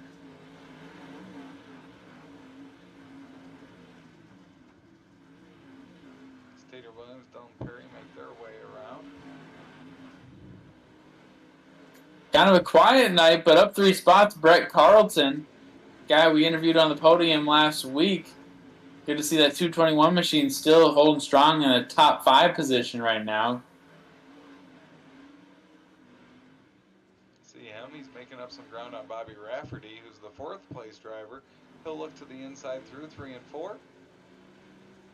Nothing there, and really hard to complete that pass on the inside. Oh, as Spees in front of our leader, that will halt the movement of Austin McGlone. And look at Tater Williams close that gap. That's all Tater Williams needed, was a little bit of lap traffic, and Tater got to be careful not to be too dramatic in his moves and lose more time that he just gained back.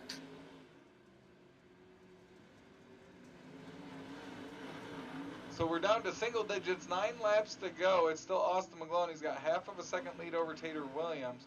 We'll jump in that car with him again. You can see how much of the track is clear up ahead of him as they maneuvered around what ended up being 5 cars that were put a lap down. Yeah, they're a little ways away now from the lap traffic, but really you have Tater Williams still breathing down the neck, and Dylan Perry in rare territory where he's still got a podium, but he's not really factored in, and my goodness, Isadori knocks out what looks to be Bowman onto his back. Get the safety team out there now. So we were watching that one as Isadore and Bowman made contact. We'll watch that one more time. Really looked like it was Jesse Isidore that just got in there a little too hard at him. Oh, no, that's what it was. Bowman checked up because of Lassiter up ahead, got into the rear of him. That's why Isidore made that huge jump.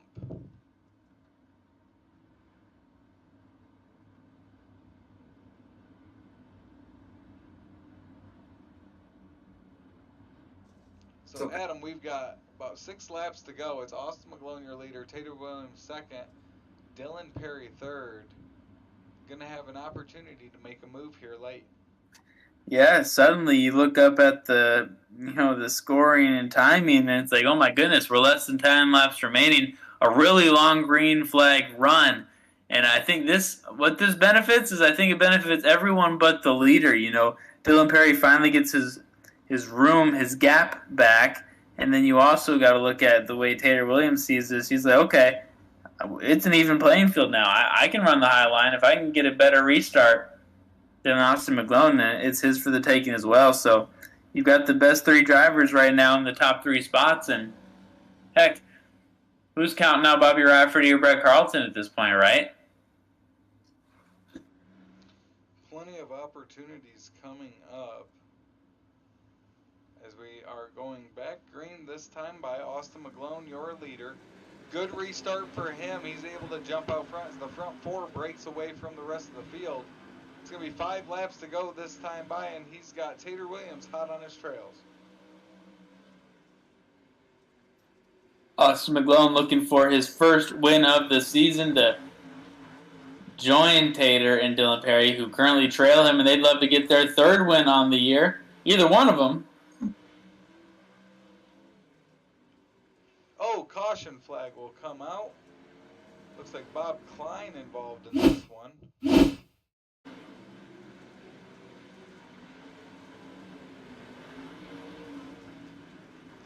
like contact with he and John Hine. Up the track they go. Ooh, 41 of... Oh, Andy Piercefield, Joshua Johnson. Pinball on the backstretch. A lot of people involved in that one that really weren't there to start it. It's kind of like guilty by association, wrong place, wrong time. But nonetheless, couple laps down. We'll try and restart this thing, but McGlone really did get a good start on that restart.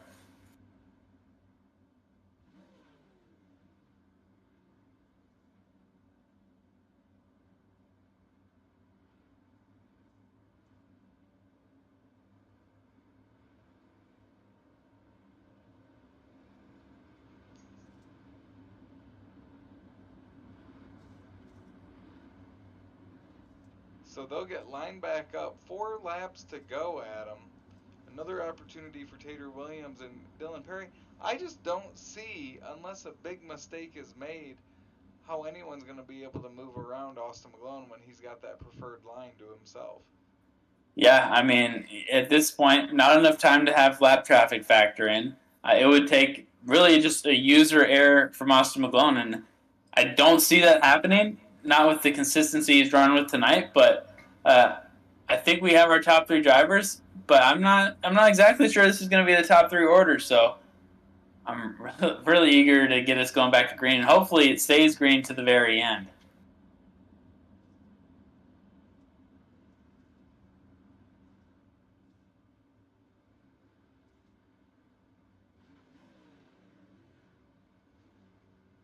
So watching some of the drivers cycle through. Looks like 14 cars on the lead lap.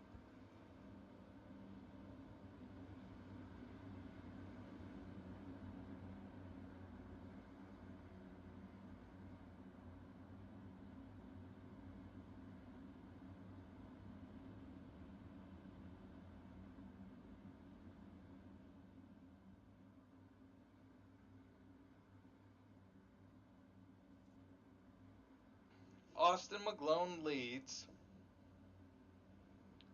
Looks like John Hine still off the track. Cody Early has retired for the night after 41 laps. He is in 18th currently. So as we set up to go green, Extreme eSpeed TV, YouTube, comment who do you think is gonna take this one? You got a little bit of time left. Let us know.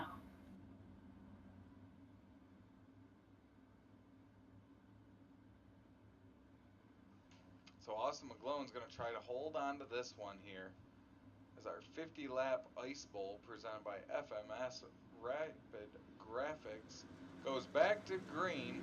Good start for Tater Williams there. His best start here of the late restarts as it's Austin McGlone out front. Tater Williams second, Dylan Perry in third. Bobby Rafferty rounds out your top 4. Not as good a restart this time. Still a decent one, but not as good as we saw in the last one for Austin McGlone. Tater Williams knows that he's got a very small window. It doesn't look like he's going to try the down low diving that we saw from Dylan Perry that did work earlier in the race. Either that line's not there, or he just doesn't feel he has enough time to make that strategy work. So 2 laps to go for Austin McGlone out front, looking to pick up his first victory of 2023. He did win last year. He got 4 victories last season. He's looking to pick up his 5th career Coolray Pro Late Model Dirt Series victory. Tater Williams, one of the winningest drivers in our series, trying to chase him down.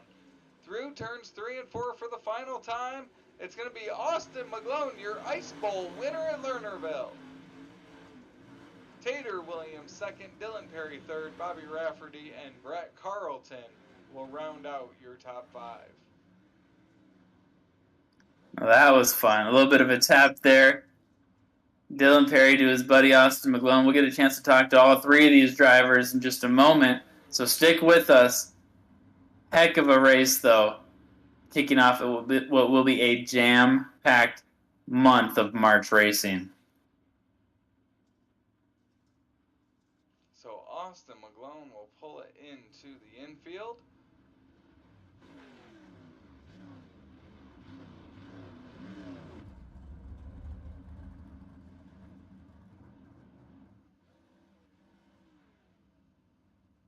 As he looks to find the Lernerville victory lane. And up and over he will go. Pulls on up, and that is your winner tonight here at Lernerville. Austin McGlone picks up his first victory of the season. We'll be joined by those 3 podium drivers here shortly. That was a well-earned one as well. What a great win. As you're right, Travis. Got 1 in the broadcast waiting room. We got a couple more still to come, and we'll get you exclusive interviews here on Extreme eSpeed TV.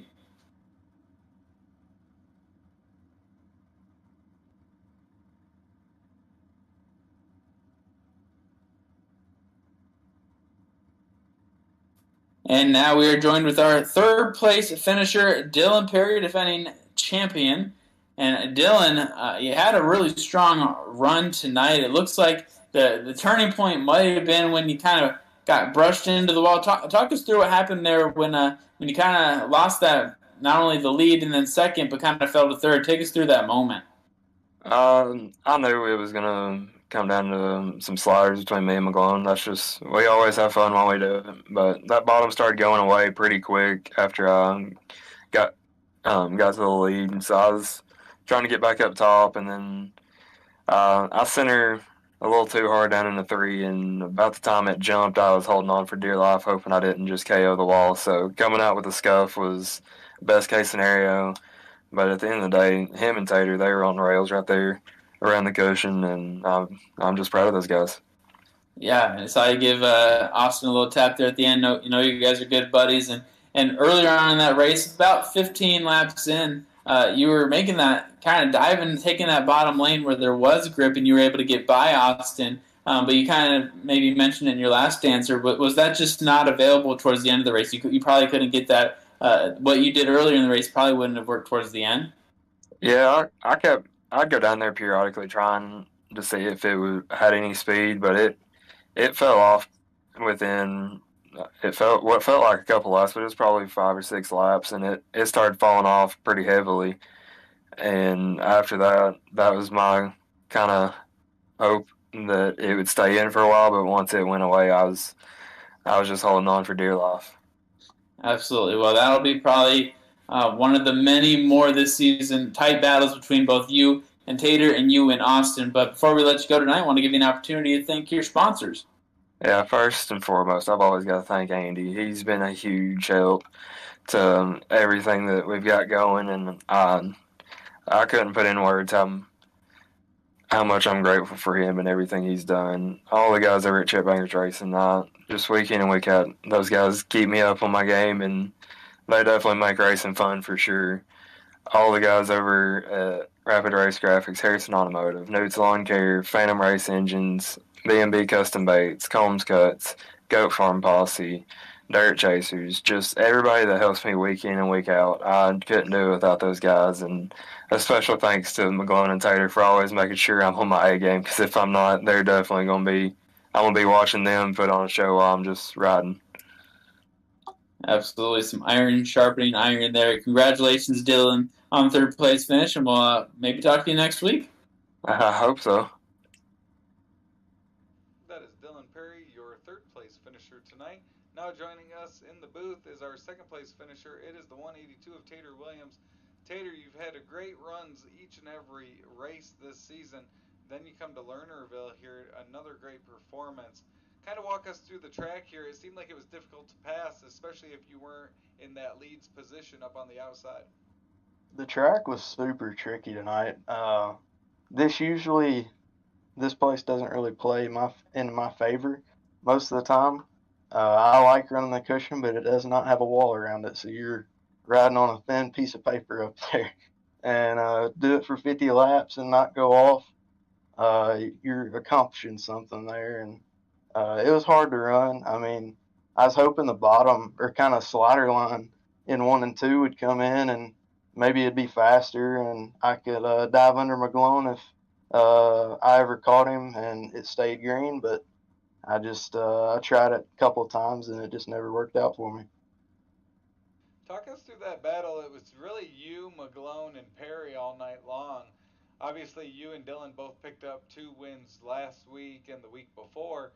How do you look ahead at the season and know that these guys are going to be there each and every night, and it really puts pressure on you to do the same? They're my buddies week in and week out. We talk all the time. We're in Discord all the time, racing with each other, just trying to get faster and get an edge. But, I mean, I'm not going to race either one of those guys dirty. I'll race them harder than I will anybody else on the racetrack, honestly, because I know I can race that hard with them, and they expect it, I guess, so to speak. But we all have a tremendous amount of respect for each other, and everybody in this league does. I mean, it's an awesome deal, and I'm glad to be a part of it. Well, your awesome start to the season continued tonight. Any sponsors you want to give a shout out to tonight, Tater? Got to give a huge shout out to Andy Piercefield over at Coolray for all he does for me on the sim side of things and real life as well. All the guys at CBR, Trip Bangers Racing, there's too many to name, but they know who they are. Austin McGlone at Bluegrass Motorsports Media. Any pictures you need of your sim ride, look him up on Facebook, and he'll get you hooked up. Combs Cuts, B&B Custom Baits, Josh Vinci at KMJ Graphics. He does an awesome job with the paints. Dylan Perry, of course. He's a huge mentor to me. GFP, Goat Farm Posse, got to give a shout out to those guys. Cody, Andy, all the guys associated with the league. And got to give you and Adam a shout out for broadcasting us. Well, congratulations, Tater. That is our second place finisher tonight. That's the 182 of Tater Williams. And now joining us from Victory Lane, Adam, you've got Austin McGlone. That's right. Happy to be joined alongside our winner. He parked it in the Victory Lane at Lernerville. And Austin, how good does it feel? Obviously, winning any race feels great, but to knock that first one off of the season, I imagine that's a good feeling. Yeah, it feels pretty good. You know, this one actually meant a lot to me because the last race we ran here, I ran the same exact wrap and feel like I had a lock on it and ended up on my lid. So I was bound and determined to try to pull this one off, and it feels good. First off, getting a win early in the season and bouncing back and making a good recovery coming back here. You know, and this race had really all the emotions you can think of. You know, you had a late battle with Tater Williams there towards the end. You had lap traffic that played a factor, some early cautions, but really what I want to know how you were feeling is that moment when I'd say about 15, 16 laps into this race, you saw Dylan Perry get by you, and I know he's a good buddy of yours, but it's frustrating when you're running that high line. He's able to find something down low that worked, and if it wasn't for a little bit of contact and caution in the middle of the race, he might have been the one in Victory Lane. So what were your thoughts when he was able to get by you early in the race?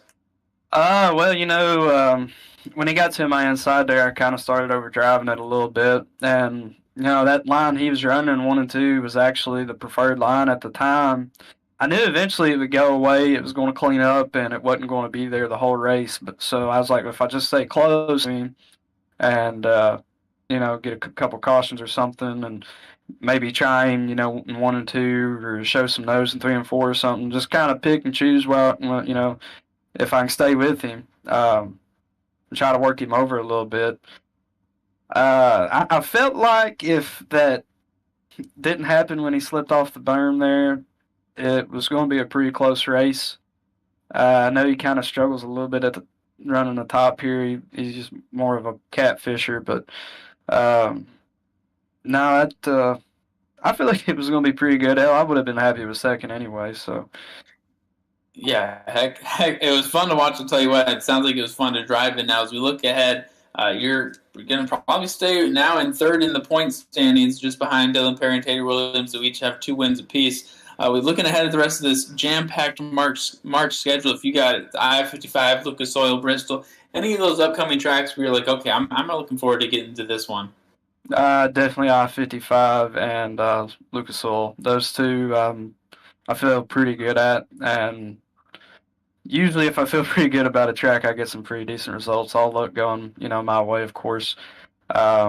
I mean, I'm really looking forward to the whole schedule, except maybe Bristol. That's probably going to be a toss-up. It's going to be about like running Daytona, you know. So I guess we'll have to see on that one, but pretty excited for the next 2 coming up for sure.